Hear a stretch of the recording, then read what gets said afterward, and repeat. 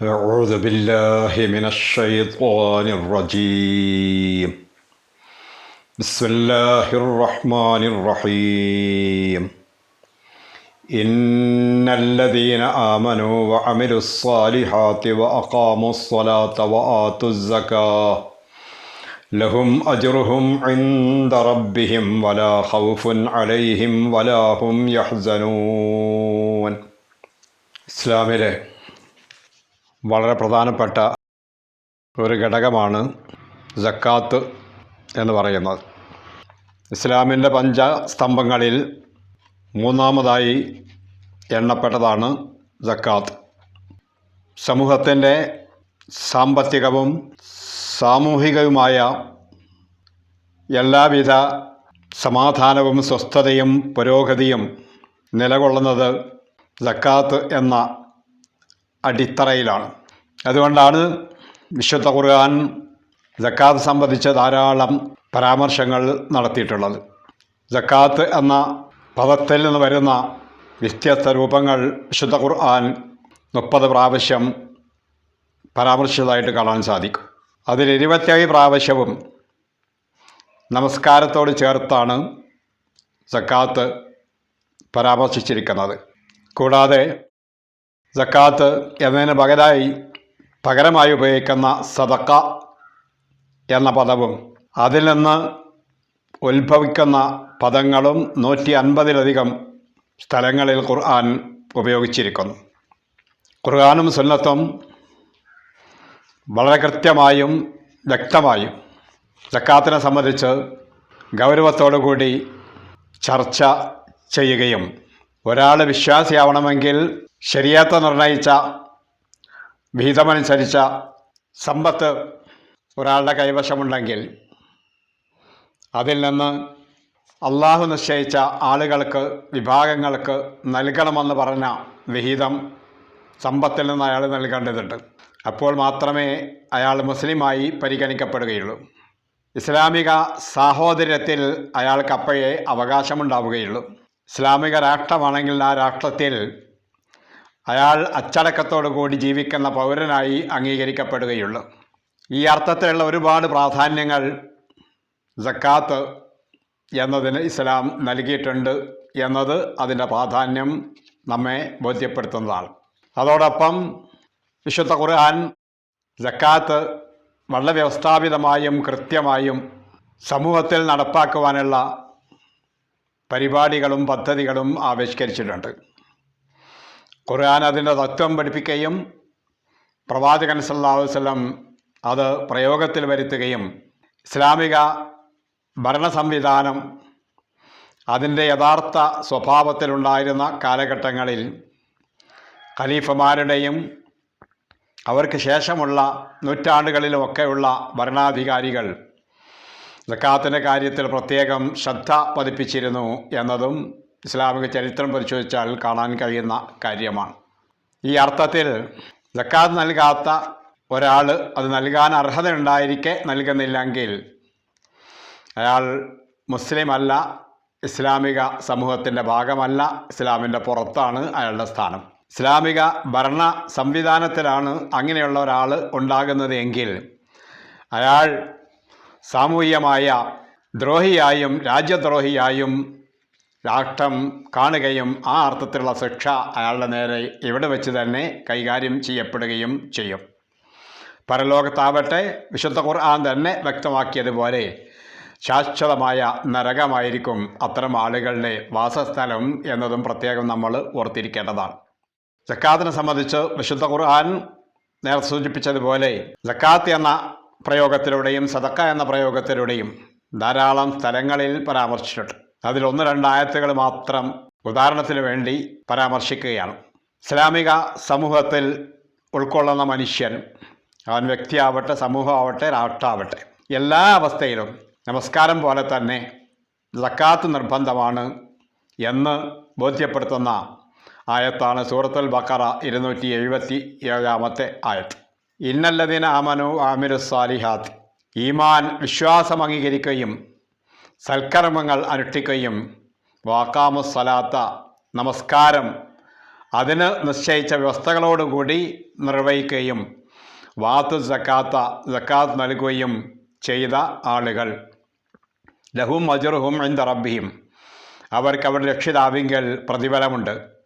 വലാ ഖൗഫുൻ അലൈഹിം വലാഹും യഹ്സനുൻ, അവരൊന്നും പേടിക്കേണ്ടതില്ല, അവർ ദുഃഖത്തിന് വിധേയരാകുന്നതുമല്ല. ഇസ്ലാമിക സമൂഹം ഒരു രാഷ്ട്ര സംവിധാനത്തിലേക്ക് എത്തിയാൽ ആ രാഷ്ട്രത്തിൻ്റെ മുൻഗണനാക്രമങ്ങളിൽ ഏറ്റവും പ്രാധാന്യമറിക്കുന്ന കാര്യമായി വിശുദ്ധ ഖുർആൻ സക്കാത്തിനെ പരാമർശിക്കുന്നു.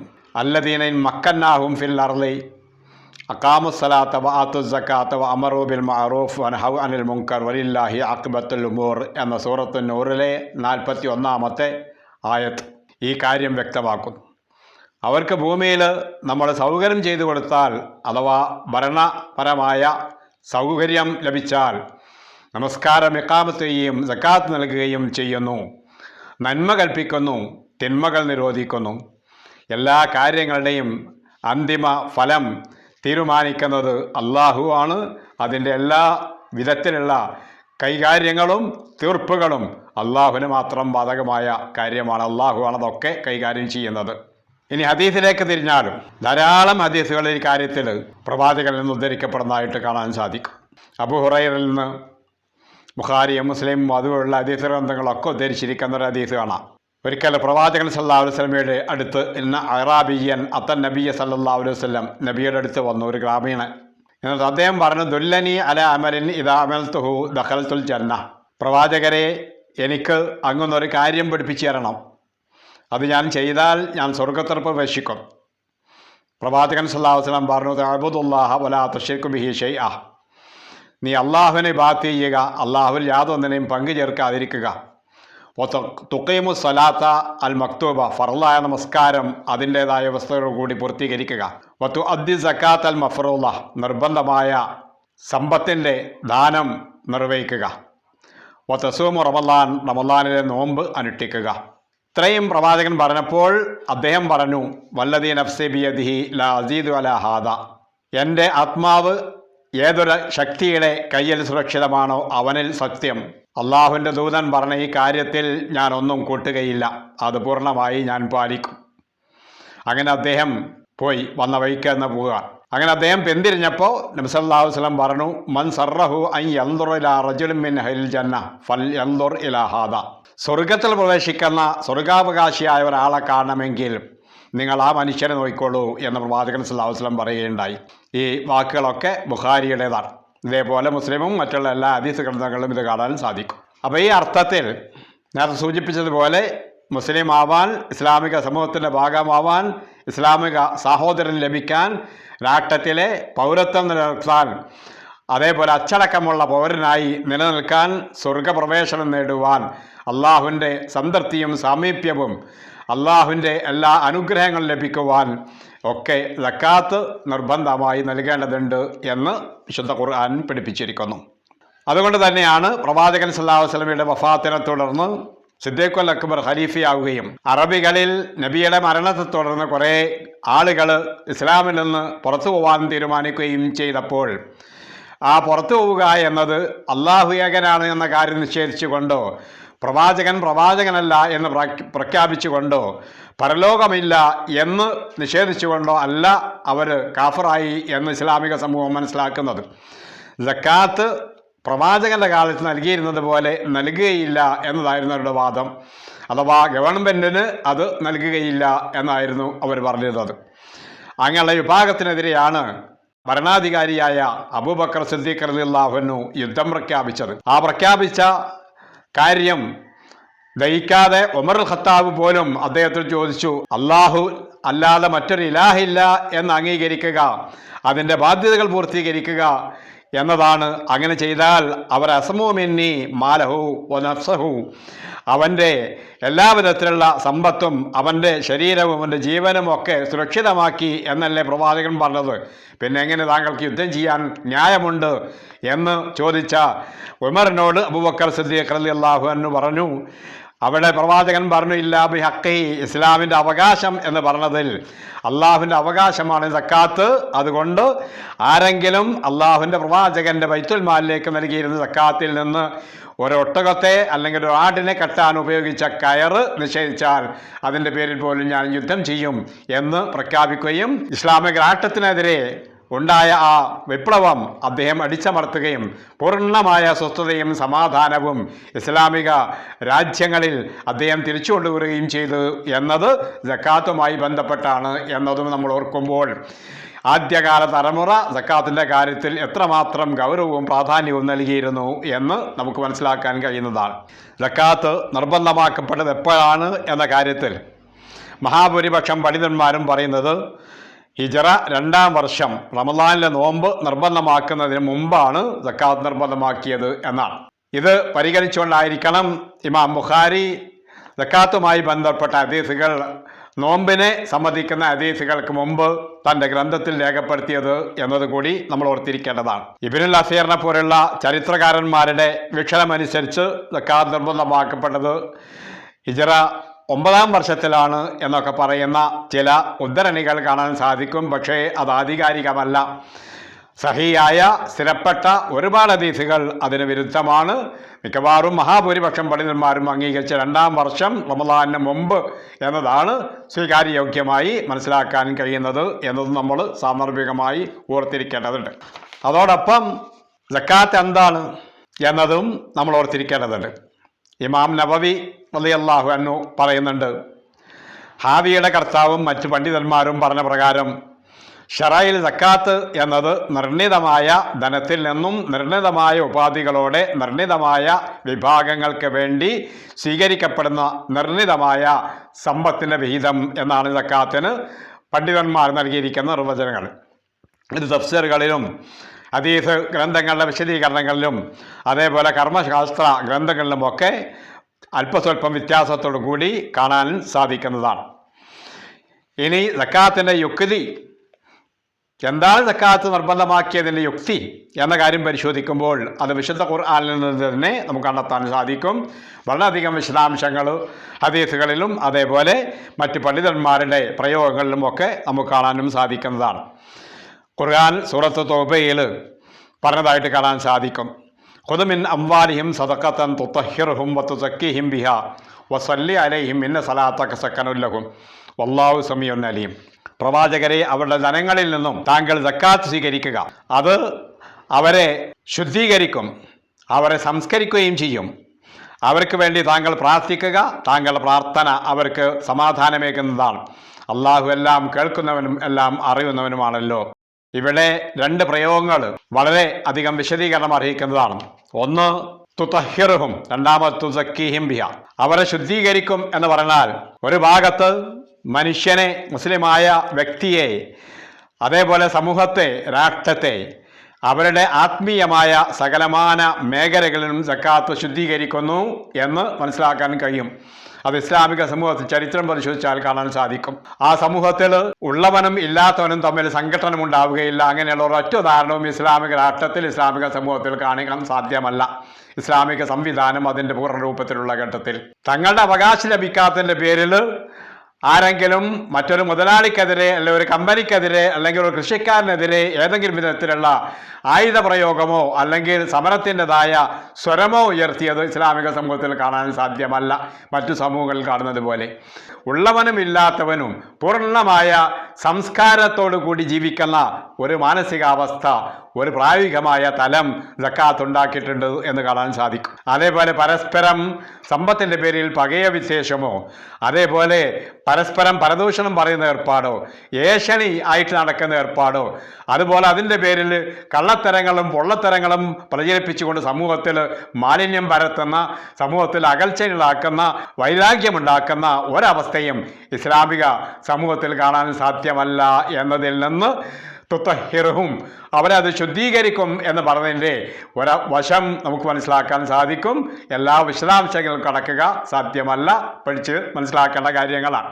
അതേപോലെ തന്നെ സമ്പത്തുള്ളവരുടെ സമ്പത്തിനെ അത് ശുദ്ധീകരിക്കും. ഇസ്ലാമിലെ സമ്പത്ത് എങ്ങനെയെങ്കിലും വാരിക്കൂട്ടുക, അതേപോലെ എങ്ങനെയെങ്കിലും ഉപയോഗിക്കുക, എങ്ങനെയെങ്കിലും ചിലവഴിക്കുക എന്നത് അനുവദിക്കപ്പെടുന്ന കാര്യമല്ല. വളരെ കൃത്യമായ കണിശമായ വ്യവസ്ഥകൾ സമ്പാദിക്കുന്നതിന്, ചിലവഴിക്കുന്നതിന്, ഉപയോഗിക്കുന്നതിന് ഒക്കെ ഇസ്ലാം സാമ്പത്തിക വ്യവസ്ഥയിൽ വളരെ കൃത്യമായി തന്നെ രേഖപ്പെടുത്തിയിട്ട് കാണാൻ സാധിക്കും. ഖുർആനിലും ഹദീസിലും ഫിഖ് ഗ്രന്ഥങ്ങളിലും ഒക്കെ അത് കാണാൻ സാധിക്കും. മറ്റൊരാൾക്ക് അവകാശപ്പെട്ട ഒരു പൊടിയും വളരെ കുറഞ്ഞ അംശമാണെങ്കിൽ പോലും അത് ഒരു വിധത്തിലും കവർന്നെടുക്കാൻ പാടില്ല. ഇസ്ലാം പഠിപ്പിക്കുന്ന സമ്പത്തിൻ്റെ ഏറ്റവും വലിയ ഒരു വ്യവസ്ഥയാണ്. അതുകൊണ്ടാണ് സൂറത്തുൽ തത്ഫീഫ് എന്ന് പറയുന്ന അളവിലും തൂക്കത്തിലും അളന്നു കൊടുക്കുന്നവരും തൂക്കിക്കൊടുക്കുന്നവരും കാണിക്കുന്ന വളരെ നിസ്സാരമായ കൃത്രിമം അത് നടത്തുന്ന ആളുകൾക്ക് നരകത്തിൽ ഏറ്റവും കഠിനകഠോരമായ ശിക്ഷയുണ്ട്. വൈലുൽ മുത്തഫിഫീൻ എന്ന് വിശുദ്ധ ഖുർആൻ പരാമർശിച്ചിട്ടുള്ളത് ഈ കാരണത്താലാണ്.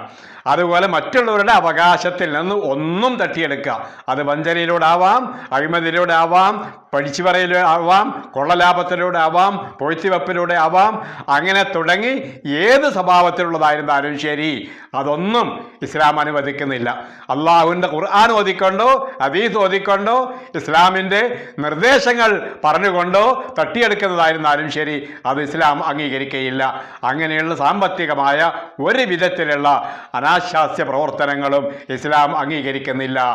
അതുകൊണ്ട് സമ്പത്ത് ഉള്ള ആള് ഏറ്റവും കൂടുതൽ തൻ്റെ സമ്പത്ത് സംസ്കരിക്കപ്പെട്ടതും അള്ളാഹു അംഗീകരിക്കുന്നത് ഇസ്ലാമിക ശരീഅത്ത് ഉൾക്കൊള്ളുന്നത് എന്ന സ്വഭാവത്തിൽ അള്ളാഹുങ്കൽ പ്രതിഫലാർഹമായ പുണ്യമായ ഒന്നാണ് തൻ്റെ കയ്യിലുള്ളത്.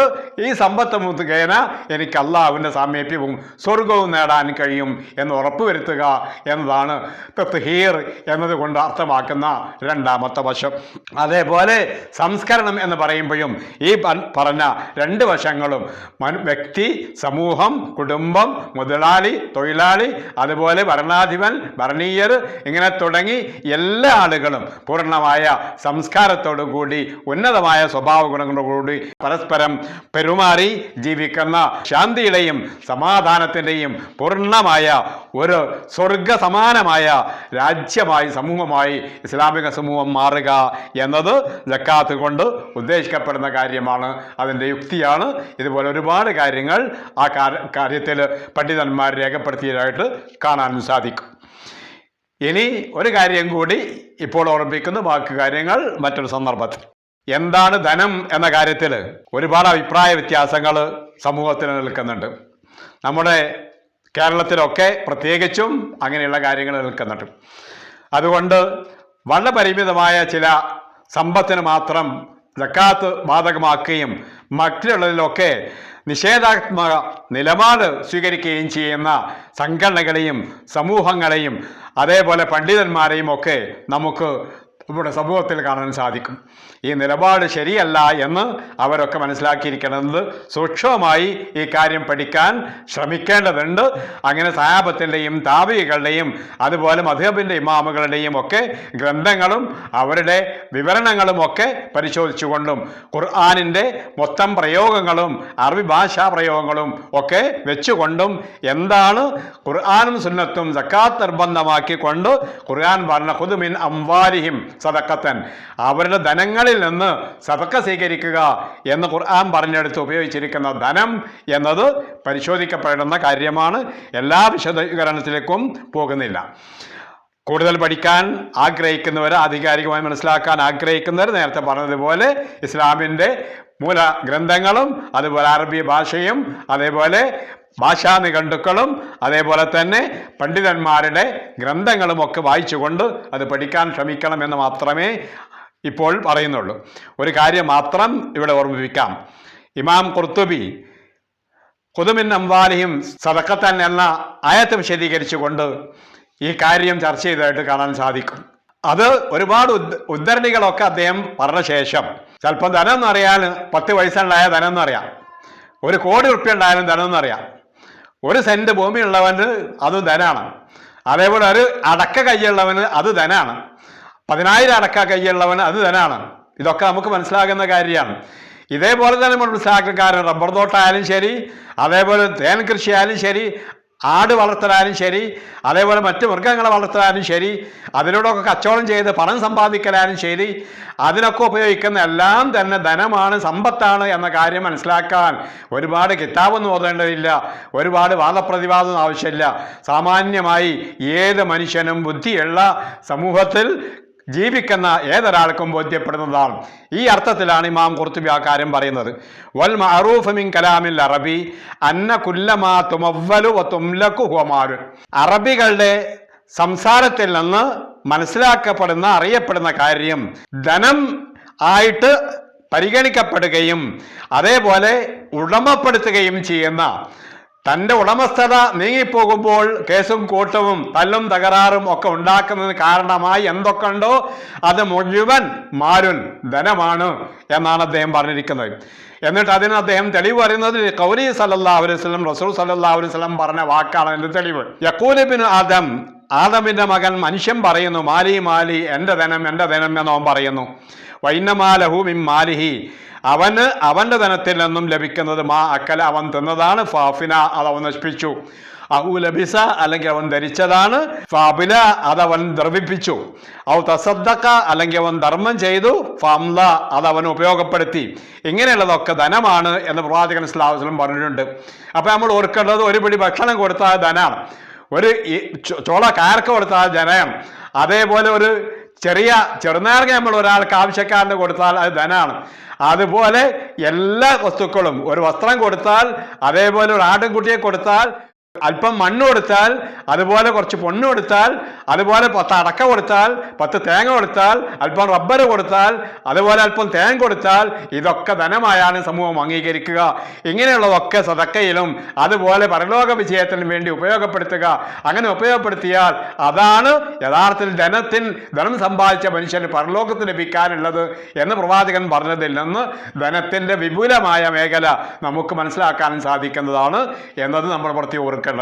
അപ്പോൾ ലോകത്തുള്ള നമ്മുടെ കൈവശമുള്ള എല്ലാറ്റിനും, അത് കമ്പനിയാവാം, അത് കെട്ടിടമാവാം, അതേപോലെ ആദായം ലഭിക്കുന്ന എന്തുമാവാം, അങ്ങനെയുള്ള സകലതിനും സക്കാത്ത് നിർബന്ധമാണ് എന്ന കാര്യമാണ് പണ്ഡിതന്മാരുടെ വാക്കിൽ നിന്നും ഖുർആന്റെ പ്രയോഗത്തിൽ നിന്നും അതേപോലെ ഹദീസിൽ നിന്നും അറബി ഭാഷാ പ്രയോഗം അനുസരിച്ച് മനസ്സിലാക്കാൻ സാധിക്കുന്നത് എന്ന ഇമാം ഖുർത്തുബിയുടെ ഈ പ്രയോഗം നമ്മൾ ആധികാരികമായി തന്നെ കാണേണ്ടതാണ്.